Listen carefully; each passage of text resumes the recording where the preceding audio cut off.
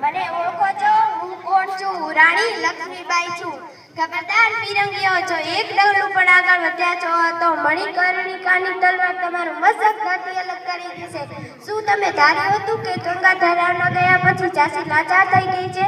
ના, જ્યાં સુધી આ રાણીના હાથમાં તલવાર છે ત્યાં સુધી ઝાંસી સુરક્ષિત છે. તમારા ઘરવાળાને જઈને કહી દો કે દત્તક પુત્રના બહાને ઝાંસીને હડપવાનું સપનું છોડી દે.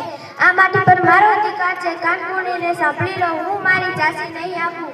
જુઓ, મારી પીઠ પર મારો પુત્ર દામોદર છે. એક હાથે પુત્રનું રક્ષણ અને બીજા હાથે માત્ર ભૂમિ રક્ષા. એ જ એક ભારત નારીની શક્તિ છે. અમે જ્યારે સ્ત્રીઓ શસ્ત્ર ઉઠાવીએ છીએ ને ત્યારે શાસક રણ બનીને તૂટી પડીએ છીએ. આવો અંગ્રેજો આજે રણ મેદાન સાક્ષી બનશે કે ભારતની દીકરીઓ કેવી રીતે લડે છે. ભલે હું શહીદ થઈ જાઉં પણ આ ગુલામી સાંકળો તોડીને જંપીશ. મર્યા પછી પણ મારું નામ આઝાદીની મસાલ બનીને સળગતું રહેશે. ચમક ઉઠી સન 57 में, चमक उठी सन 57 में, वह तलवार पुरानी थी, वह तलवार पुरानी थी. बुंदेले कहर बोले मुख, बुंदेले कहर बोले मुख, हमने सुनी कहानी थी, हमने सुनी कहानी थी.